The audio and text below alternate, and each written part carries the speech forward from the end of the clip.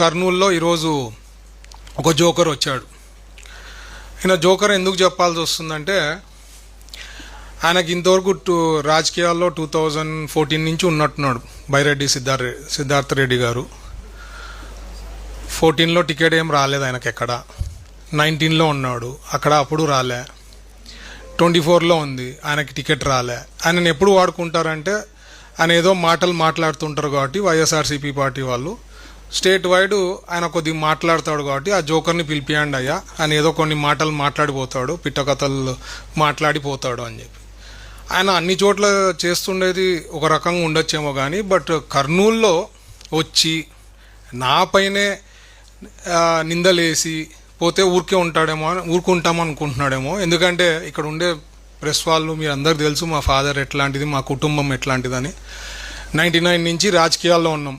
ఏ రోజు కూడా opposition party వాళ్ళు ఈవెన్ ఎలక్షన్స్ ముందు కూడా ఎప్పుడూ కూడా కమెంట్ చేయలేదు, ఇట్లా మీరు డబ్బులు తిన్నారు, ఒక కంపెనీ నుంచి తిన్నారు, లేకపోతే డబ్బులు కొట్టేసినారు అని ఒక్కలన్నా ఇంతవరకు అపోజిషన్లో ఉండే వాళ్ళు కూడా ఎలక్షన్ల ముందు కూడా ఎవరు చెప్పిన వాళ్ళు లేరని. ఎందుకంటే అది జోక్ తరా ఉంటుంది ఆయన.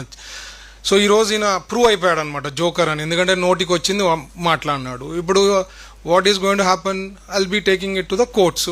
డిఫమేషన్ వేస్తా, క్రిమినల్ డిఫమేషన్ వేస్తా, వదిలే ప్రశ్నే లేదు. ఆయన ఇప్పుడు ఆలోచించాల, ఎందుకయ్యా నేను కర్నూలుకి వచ్చి నోటికి వచ్చింది మాట్లాడినా అనే ఫీలింగ్ తెచ్చుకోబోతున్నాడు బైరెడ్డి సిద్ధార్థ రెడ్డి గారు. ఎందుకంటే ఆందోళన చేయాలా, చెప్పాలా, ఆ freedom of speech, freedom of things మా చంద్రబాబు గారు ఇచ్చారు. బట్ నోటికి వచ్చింది మాట్లాడితే ఊరుకోండే ప్రశ్నే లేదు అది. సో ఈ జోకర్కి నేను చెప్తుండేది, నీకు చేతనైతే అట్లీస్ట్ 2029లో నువ్వు టికెట్ తెచ్చుకో, కర్నూలు నుంచే తెచ్చుకో. చేతనైతే విల్ కంటెస్ట్. దేవుడు నిర్ణయిస్తాడు ఎవరు ఏమి అనేది, ప్రజలు నిర్ణయిస్తారు. అండ్ యూ కెన్ దాన్ని బట్టి తీర్పు బట్టి ఇట్ విల్ బి దేర్. ఎందుకంటే నువ్వు జోకర్ అని చెప్పే నీకు టికెట్ ఎక్కడ ఇస్తలేరు. ఓన్లీ నీకు మాటలు మాట్లాడేదానికి తప్ప మీ వైఎస్ఆర్సీపీ పార్టీ వాళ్ళు నీకు ఇచ్చే పరిస్థితి లేదు. ఎందుకంటే నువ్వు వెరీ యంగ్ ఏజ్లోనే జైలుకు పోయి వచ్చినావు, మర్డర్ కేసులో ఇన్వాల్వ్ అయినావు. అప్పుడు బైరెడ్డి రాజశేఖర్ రెడ్డి గారిని కూడా అనవసరంగా ప్రాబ్లం క్రియేట్ చేసినావు. సో ఇట్లాంటివన్నీ నీ గురించి చెప్తా పోతే చాలా ఉంది.